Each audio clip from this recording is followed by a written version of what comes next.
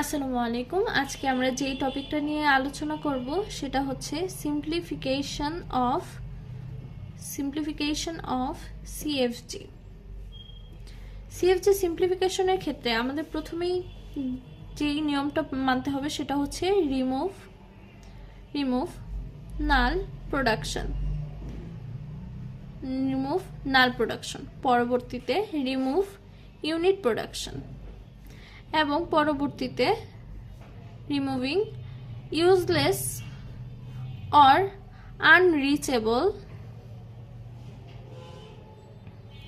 unreachable variables।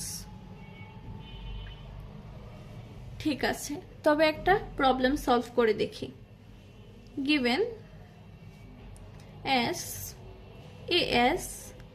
or a to vc, v to v or epsilon naught c to c, small c। এখন প্রথমে আমাদের যেটা করতে হবে, এপসাইলন নট টার্মটাকে রিমুভ করতে হবে। এখানে এপসাইলন নট টার্ম রয়েছে কোনটা, ভি টু সি, এটাকে রিমুভ করলাম। রিমুভ করলে আমরা পাচ্ছি এ two A S or A. এখানে যেহেতু বি এর কোনো টার্ম নাই, তাহলে আমাদের বি কে এপসাইলন নট দিয়ে রিপ্লেস করার কোনো প্রয়োজন নেই। পরবর্তী টার্ম হচ্ছে এ টু বিসি, এখানে বি টার্মটা রয়েছে, তাই আমরা বি কে এপসাইলন নট দিয়ে রিপ্লেস করে দিচ্ছি। এপসাইলন নট দিয়ে রিপ্লেস করলে যা থাকবে সেটা হচ্ছে শুধু সি, এবং পরবর্তীতে ভি টু ভি। এখানে আর এপসাইলন নটটা লিখবো না, কারণ আমরা এপসাইলন নট রিমুভের কাজ করতেছি। তারপর সি টু সি। এখন পরবর্তী স্টেপ, এখন আমাদের এই টার্মে কোনো এপসাইলন নট নেই, এখন আমরা এটার উপর কাজ করব। এখন আমাদের করতে হবে কি, রিমুভ অফ ইউনিট প্রোডাকশন। এখানে কি কি ইউনিট প্রোডাকশন রয়েছে, এস টু এ এবং এ টু সি। এই দুইটাকে যদি আমরা রিমুভ করে দিই তবে আমরা পাচ্ছি এস প্লাস বিসি और সি, এ টু বিসি और সি, বি টু বি এবং সি টু সি। এখন আমি ব্যাখ্যা করি কেন আমরা হচ্ছে এই দুইটা টার্মকে পাচ্ছি। আমরা এসকে যখন আমরা প্রথমেই এখানে দুইটা স্টেপে কাজ হচ্ছে, প্রথমেই হচ্ছে আমরা কি করতেছি, রিমুভ করতেছি S to A K. S to এ কে যদি আমরা রিমুভ করি তাহলে এস এর কি টার্মটা ছিল, S to A S or A. এখানে আমরা এ কে রিপ্লেস করে দিচ্ছি। এ কে যদি রিপ্লেস করি তাহলে আমরা কি দিয়ে রিপ্লেস করব, বিসি অর সি দ্বারা। এবং এখানে যেহেতু সি এর কোনো বি এস এর কোনো টার্ম নাই, এস টু সি এ এর কোনো টার্ম নাই, তাহলে এরা হুবহু বসবে, বি টু বি এবং সি টু সি। এবং পরবর্তীতে রিমুভ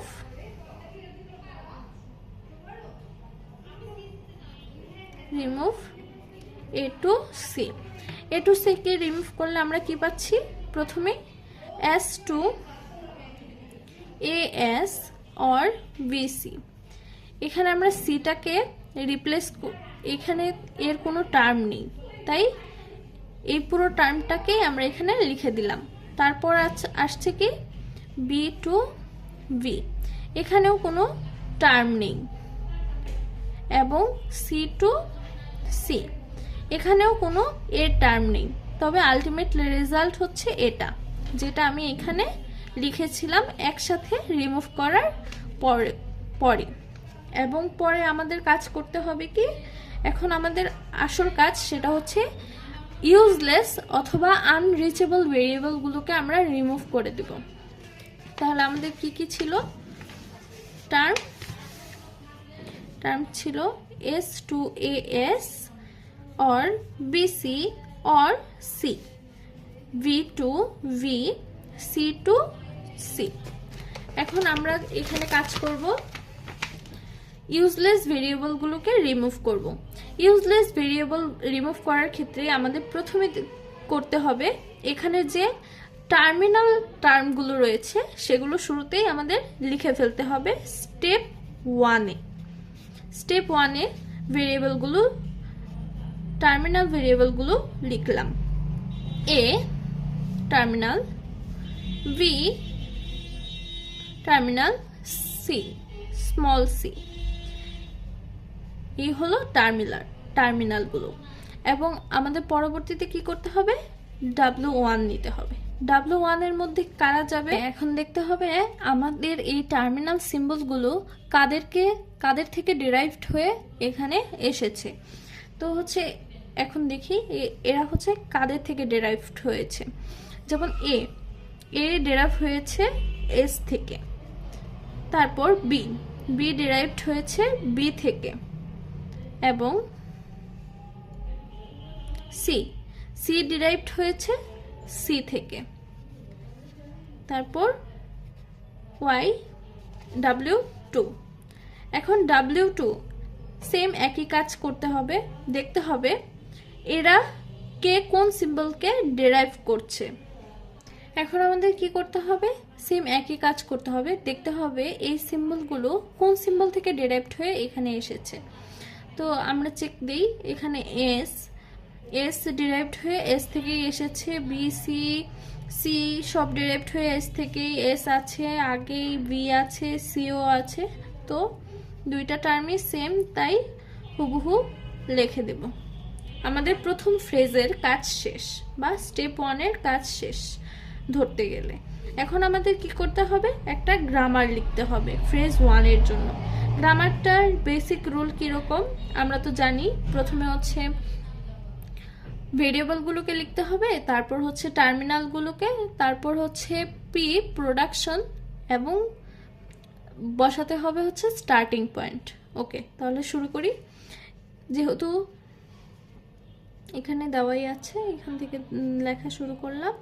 এখানে হচ্ছে ভেরিয়েবলগুলো হচ্ছে এস, সি আর বি, এবং টার্মিনালগুলো হচ্ছে এ, বি, সি প্রোডাকশন, এবং পরবর্তীতে হচ্ছে স্টার্টিং পয়েন্ট। এখানে স্টার্টিং পয়েন্ট এস থেকে শুরু হয়েছে, তাই এস।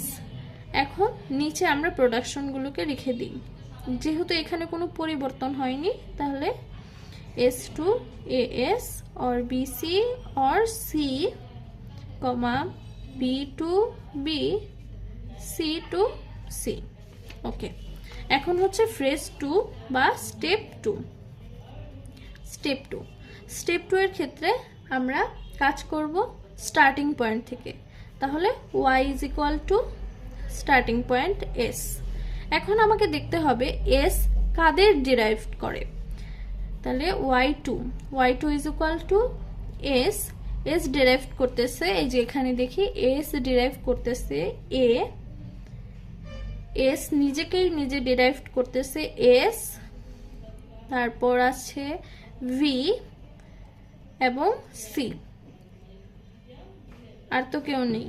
ওকে, তারপর y3 তে আমাকে দেখতে হবে এই চারটা ভেরিয়েবল কাদের ডিরাইভ করতেছে। ওকে, এবার আমরা আবার কাজ করি। এ তো এখানে নেই।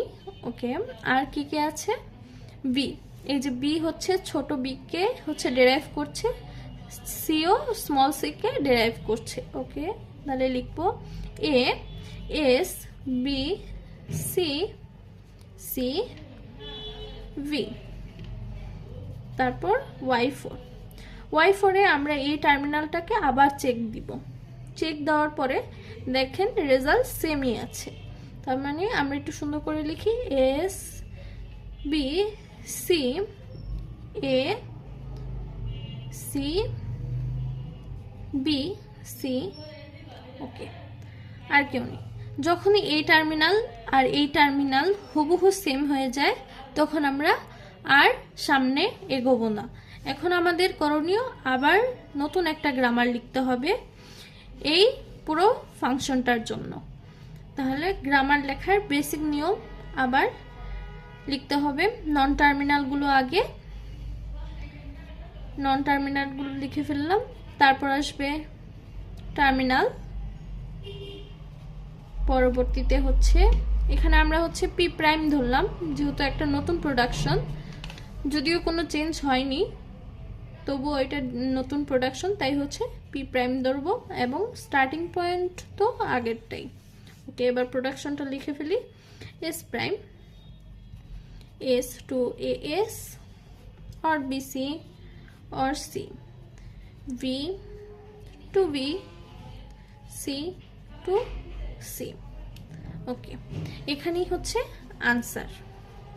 এভাবেই আমরা হচ্ছে একটা সিএফজি থেকে একটা সিম্পলিফাইড ফাংশনে আমরা চলে আসতে পারি। এখানে হচ্ছে পুরো ল্যাঙ্গুয়েজটা দেওয়া রয়েছে, এভাবে আমরা স্টেপ বাই স্টেপ করে আসব। প্রথম স্টেপ ছিল কি অ্যাপসাইলন নট রিমুভ, তো তারপর ইউনিট প্রোডাকশন রিমুভ, এবং পরবর্তীতে ইউজলেস প্রোডাকশনগুলোকে আমরা এভাবে রিমুভ করে দেব। এভাবে রিমুভ করার মাধ্যমে আমরা একটা সিম্পলিফাইড সিএফজি পেয়ে যাব।